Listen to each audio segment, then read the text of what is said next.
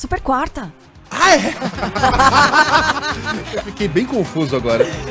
Mas na verdade não é esse o assunto. Embora, claro que ela vá passar também pela super quarta, né? Não dá pra não falar desse dia tão importante. Em que a gente vai ficar eletrizado acompanhando aí as divagações dos membros do Banco Central brasileiro e do Fed americano. Mas a Juliana Rosa deu uma sapeada ali no Diário Oficial e tem detalhes sobre aquele corte de 15 bilhões de reais no orçamento, porque foi publicado finalmente. Conta pra gente, Ju, bom dia. Pois é, demoraram a publicar porque estão mexendo com muitos interesses políticos ali para poder cortar gastos. Bom dia para vocês, bom dia para o nosso ouvinte. Olha, saiu uma edição extra do Diário Oficial já à tarde da noite, ontem, já mais de 10 horas da noite.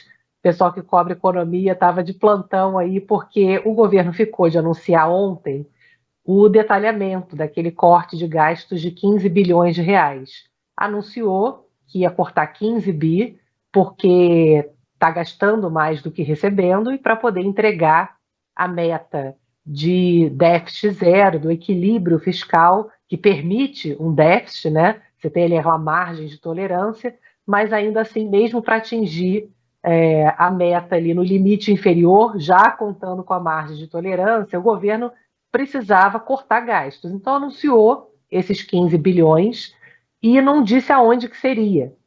E aí saiu essa edição extra do Diário Oficial falando aonde que o governo vai passar a tesourada. E em termos absolutos, quando a gente olha aqui os números, você tem principalmente uma tesourada de 4 bi e meio dos 15 bi nas obras do PAC, do Programa de Aceleração do Crescimento, que é a menina dos olhos do governo. Tem um corte grande aqui também na área de saúde, Ministério da Saúde tem 4,4 bi de corte de gastos anunciados. Também Ministério das Cidades, Ministério dos Transportes, Ministério da Educação. As emendas parlamentares sofreram aqui um corte de 1 bilhão e 200, mais ou menos. Então, você tem aqui saúde, educação, transporte, obras do PAC, emendas parlamentares. O que os especialistas estão explicando aqui agora de manhã é que o que o governo tentou fazer é olhar mais ou menos ali aonde que dava para cortar e tentar espalhar, dividir, para não sobrecarregar ninguém.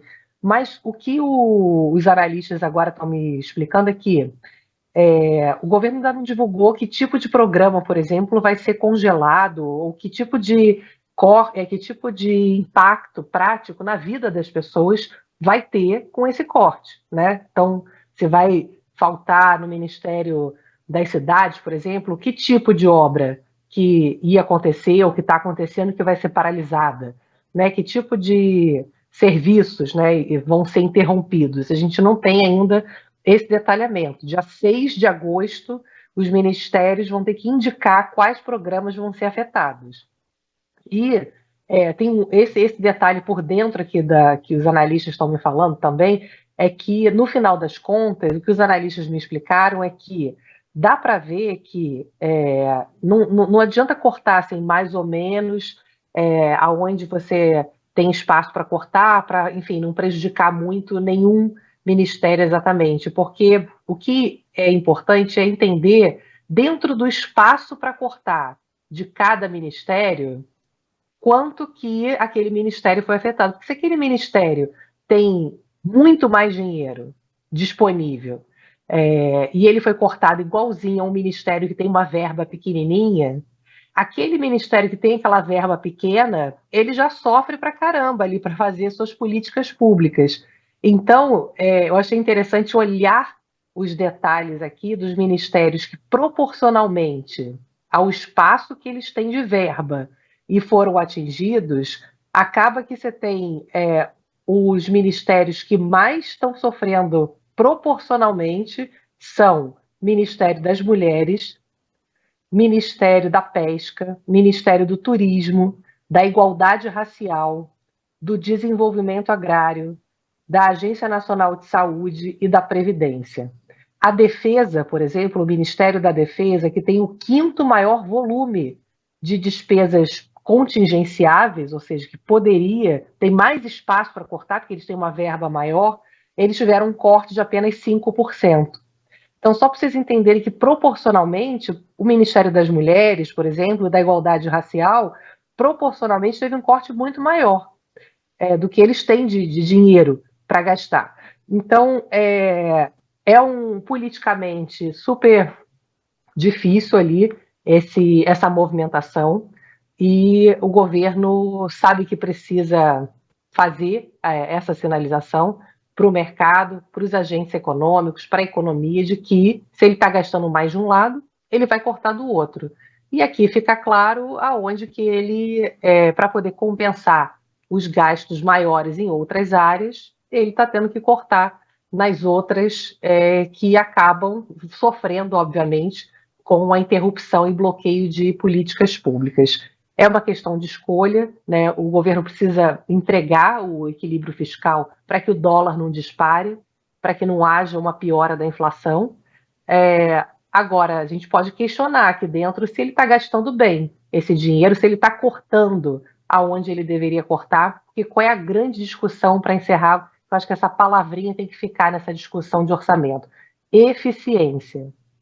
Que coisa, Os políticos acham, né, que tem que jogar o dinheiro nos ministérios e acabou. Não, tipo, isso é eficiente? Isso está retornando para a sociedade? Né? Isso não existe esse tipo de conversa no governo. Vocês já repararam? Não tem. KPIs, aquelas ferramentas para avaliar a eficiência, né, de gestão. Tem para mostrar que está sendo bem gasto mesmo? Imagina um compliance aí. Agora, ninguém mexe na defesa, né? É impressionante, ninguém consegue. O momento era esse. Depois dos 4 anos de Bolsonaro, você tem toda a autoridade moral para falar, olha, vocês foram lá e assumiram cargos no governo, general da ativa fazendo campanha política, vocês deixaram que aqueles caras ocupassem à frente dos quartéis, vocês ajudaram gente bloqueando estrada, vocês apoiaram um golpista, vocês se intrometeram de todos os jeitos na nossa vida como civis. Então a gente vai conversar agora sobre a vida de vocês como militares. Pensões para filhas e netas de militares, vamos rever isso aí, vamos rever vamos rever a verba. Não, nada, o contrário. O atual presidente tentando apaziguar as coisas, meio que faz que não vê, vira a cara para outro lado, proíbe até comemoração entre aspas, né, do golpe de 64. Não fala disso não. Você pode desagradar os militares. Ninguém mexe, ninguém bota a mão nesse negócio. Impressionante. Ju, tempo esgotado. Amanhã a gente repercute a super quarta. Um beijo pra você, até. Um beijo, até.